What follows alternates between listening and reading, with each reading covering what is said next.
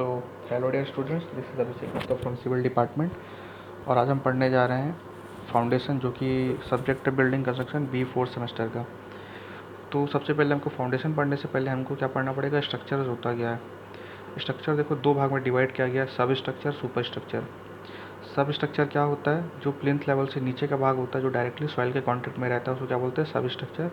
और foundation, super structure क्या होता है, जो प्लिंथ लेवल से ऊपर होता है, मतलब प्लिंथ लेवल की जो ऊपर का भाग होता है उसको हम क्या कहते हैं, सुपर स्ट्रक्चर।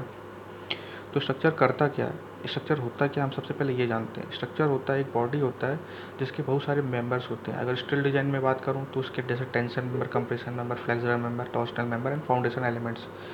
अगर आरसीसी में बात करूँ तो slab, column, beams, plinth beam, foundation etcetera. ठीक है, ये स्ट्रक्चर क्या करता है, असिस्ट करता है किसको, डिफॉर्मेशन को against external application of force. ठीक है, तो ये हो गया आपका स्ट्रक्चर्स। ठीक है, सब स्ट्रक्चर होता है और सुपर स्ट्रक्चर होता है। अभी हम पढ़ने जा रहे हैं सब स्ट्रक्चर के बारे में। ठीक है, जिसमें हम फाउंडेशन पढ़ेंगे। फाउंडेशन की देखो एग्जाम में आता है, 2 नंबर में क्वेश्चन आता है कि व्हाट इज़ फाउंडेशन, तो आपको पता होना चाहिए कि फाउंडेशन क्या होता है। इसके बाद आता है आपका ऑब्जेक्टिव ऑफ फाउंडेशन। ये जनरली 7 नंबर में एग्जाम में क्वेश्चन में पूछा जाता है। अब जो लेक्चर हम कर रहे हैं इसमें सिर्फ इंपॉर्टेंट टॉपिक्स को ही डील किया जाएगा। ठीक है, तो अभी हम पढ़ रहे हैं ऑब्जेक्टिव ऑफ फाउंडेशन। तो देखो ऑब्जेक्टिव फाउंडेशन क्या क्या होता है। देखो फाउंडेशन क्या प्रोवाइड करता है, आपको एक हार्ड और लेवल सरफेस प्रोवाइड करता है ताकि आप सुपर स्ट्रक्चर को आराम से बिल्ड कर सको। ठीक है, ताकि बगैर कोलैप्स किए। दूसरा होता है आपका डिस्ट्रीब्यूशन ऑफ लोड्स। ठीक है, फाउंडेशन क्या करता है, जितने भी आपके लोड्स आ रहे हैं आपके स्ट्रक्चर के ऊपर, उसको इवनली और ईजिली और कंफर्टेबली डिस्ट्रीब्यूट करता है किसके ऊपर, सॉइल के ऊपर। ठीक है, कल को अगर मान लो अगर एक्स्ट्रा हैवी और भी कुछ लोडिंग आ गया, एक्स्ट्रा लोडिंग भी आ गया, तो उसको भी क्या करेगा, ये रेसिस्ट करेगा और सेफली ट्रांसफ़र करेगा। उसके बाद आता है आपका स्टेबिलिटी। स्टेबिलिटी बहुत ही इंपॉर्टेंट टॉपिक है। इसमें क्या होता है, अगर मान लो आपने कोई डैम्स देखा होगा, डैम या फिर कोई ट्रांसमिशन टावर, तो डैम में होता क्या है, 2 साइड होते हैं, अपस्ट्रीम साइड, डाउनस्ट्रीम साइड। ठीक है, तो अपस्ट्रीम साइड में क्या होता है, आपका वाटर से पूरा फील होता है, और डाउनस्ट्रीम साइड में क्या होता है, आपका वाटर फ्लो करता है। तो अपस्ट्रीम साइड में वाटर होने की वजह से आपका कोई हाइड्रोस्टैटिक प्रेशर डेवलप होता है। ठीक है, जो डायरेक्टली किस पे एक्ट करता है, डैम के ऊपर। इससे हो सकता है आपका स्लाइडिंग हो जाए या फिर ओवरटर्निंग मोमेंट क्रिएट हो जाए। इससे डैम आपका क्या हो सकता है, कोलैप्स हो सकता है। ठीक है, तो स्लाइडिंग से बचाने के लिए हम शियर की प्रोवाइड करते हैं, और ओवरटर्निंग के लिए भी फाउंडेशन प्रोवाइड करते हैं, वहाँ पे जैसे जैसे रिक्वायरमेंट रहेगा।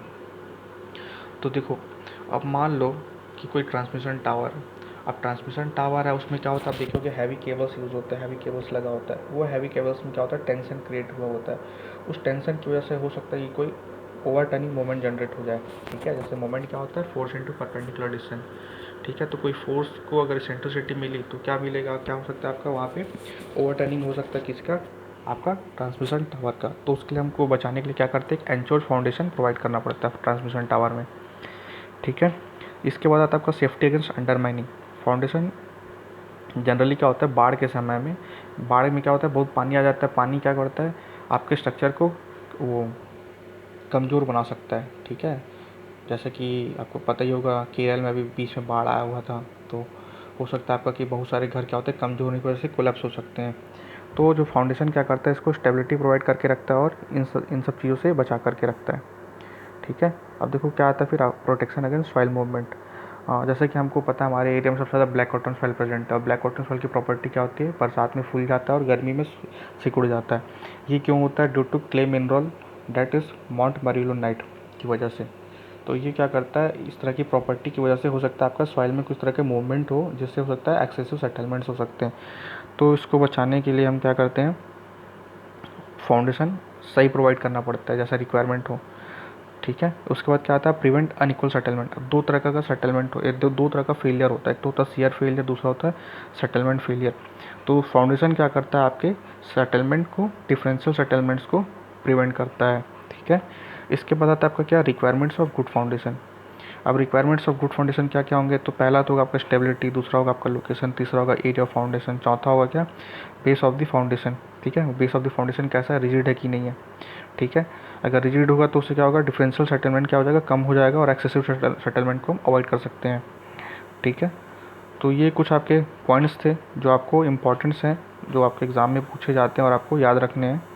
ठीक है, इसके बाद हम देखेंगे टाइप्स ऑफ फाउंडेशन एंड कुछ, जैसे कि टर्म्स जो हैं बहुत ही इंपॉर्टेंट हैं फाउंडेशन के लिए, जैसे कि सेफ बेयरिंग कैपेसिटी क्या होता है और आपका अल्टीमेट बेयरिंग कैपेसिटी क्या होता है, ये सब देखेंगे। और कुछ कुछ फेलियर्स देखेंगे कि किस किस तरह के फेलियर्स हो सकते हैं एक फाउंडेशन में। So thank you.